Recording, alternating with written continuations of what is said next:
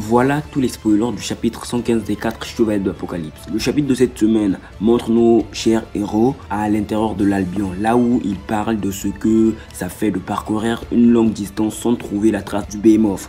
Super Mini-Percy dit à Perceval qu'ils ne trouveront plus le Behemoth car qu'ils le voient ou non, ils sont déjà sur le dos de cette créature et ajoute que Perceval était déjà venu à cet endroit auparavant. Il leur fait savoir qu'un Albion serait comme une puce comparée à la taille du Behemoth. Ils commenceront à discuter. Lancelot mentionnera qu'il ressent la présence de quelques mouches en référence aux chevaliers chaotiques et il utilise l'Albion pour leur écraser en se cognant la tête. Mais les chevaliers chaotiques sont cachés dans un trou fait par Tomintoul pour éviter le coup de l'Albion. Et pour pouvoir une fois pour toutes les écraser, Lancelot utilise le doigt de l'Albion lui permettant de boucher ce trou. Mais avant de l'atteindre, les chevaliers chaotiques ordonnent à la créature du chaos venue avec eux d'attaquer l'Albion pour le distraire, ce qu'il arrive facilement à faire. Les chevaliers chaotiques réussissent à se sauver grâce à lui. Lancelot contrôle l'Albion comme une voiture télécommandée et s'excite vraiment parce qu'il va commencer à se battre et pense que l'Albion est incroyable au combat. Lancelot ordonne à l'Albion d'attaquer, mais l'Albion l'ignore parce qu'il ne comprend pas la langue humaine. Perceval est donc celui qui ordonne à l'Albion de tirer en langage démoniaque. Le combat commence, l'Albion obéit et tire.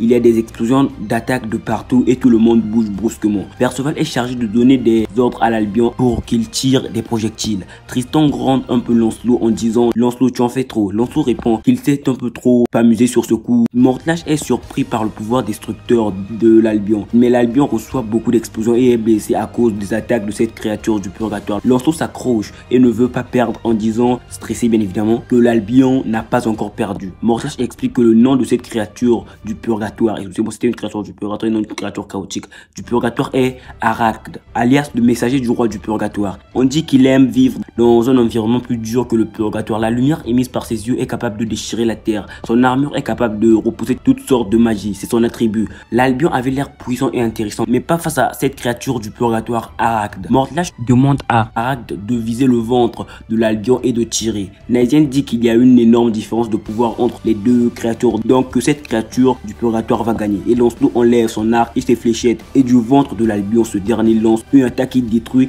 Arachne en un clin d'œil. Lancelot a appelé cette attaque rayon d'estomac. Lancelot essaie de convaincre tout le monde que c'était une attaque super spéciale de l'Albion, mais bon, c'était lui. L'Albion tombe, mais tout le monde peut se tenir sur lui et Lancelot trouve Mortlach et dit « C'est vous, les chiens qui nous avez flairés ». Nous avons sur la marche, le champ de bataille sur le Behemoth est rempli de miasmes. Le deuxième round contre les chevaliers chaotiques commence maintenant. Et au centre, le péché d'avoir détruit l'Albion des chevaliers prophétiques est lourd. Le premier chapitre sera le point culminant de l'arc des démons. Le chapitre 116 a pour titre Le garçon de la prophétie. La vidéo review complète concernant ce chapitre sera dispo ce jeudi ou ce vendredi après-midi sur ma chaîne YouTube. N'hésitez pas à venir checker la vidéo, je compte sur vous.